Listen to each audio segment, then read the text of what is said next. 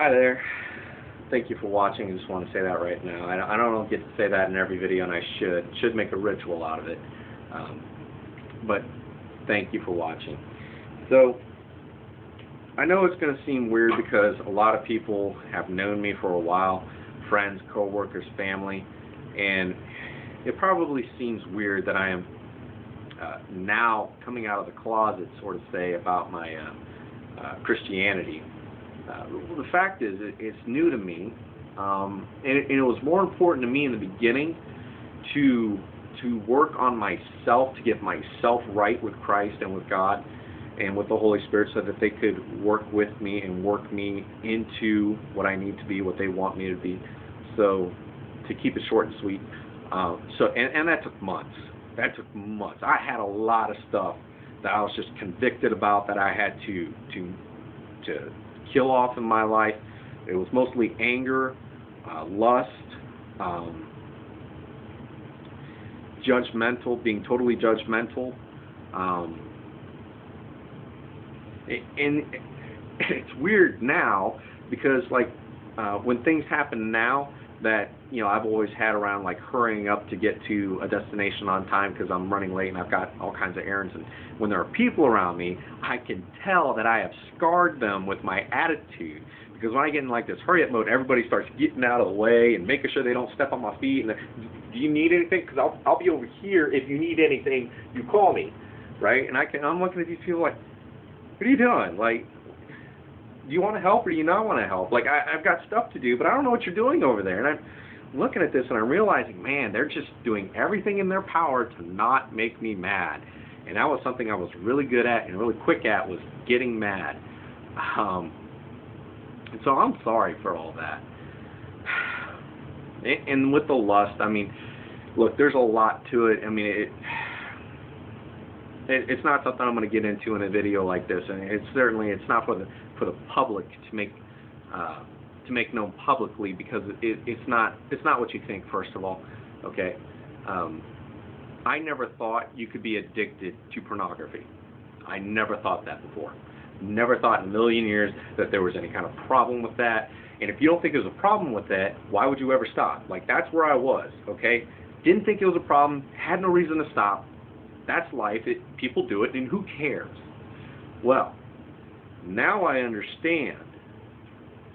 Sexual immorality, any form of sexual sin, any form of any thought or act or concept of sex outside of God's sacred bond of marriage and the ordinance and sacrament that marriage is, any thought, any concept, any act of sex outside of that is wrong. And masturbating and pornography definitely fall in that category. You might be asking yourself, why? Why is that such a big deal? Why do you care so much? And why does God care so much about this? Okay, look. Trying to keep these videos short, not trying to bust into a sermon, but it's like this, okay? Sex is great when you do what you're supposed to do. And when you read the Bible, you got to understand, the whole thing is about the intent of the person, their heart's desire, their intent, what they want out of this. And the act and the concept and the practice of sex is the art of giving. You're trying to outgive your partner. Okay? That's when sex is the greatest. When you engage in any other form of a sexual act or thought or whatever that doesn't involve giving to that person that you love, you know, obviously married to, then it's a sin, because what you do at that point is you're taking. And taking is greed and selfishness. And when you take something that you don't give anything back, that's wrong. It's really that simple.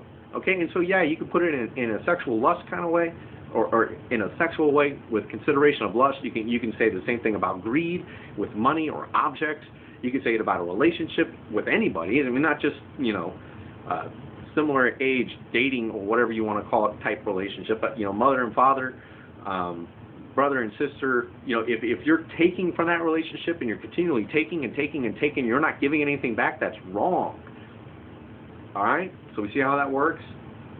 Now, how important, like I said, mother and father and brother and sister, and you want those relationships to be right, and you work on it as best you can. We're all human. It's never going to be perfect, but, you know, you make it as good as you can, right? You work with people as much as they're willing to work with you, right?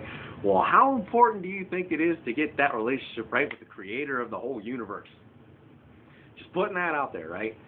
So, there it is. Yeah, and again, my countdown timer is ticking off. I'm sorry I don't have more time to go into this further. I have a whole lot more I could say about it. As you can probably tell, I haven't even changed my shirt because I'm still talking. It's still after 3 in the morning. I definitely need to get to sleep, but I got so much to say. You know, thank you for watching.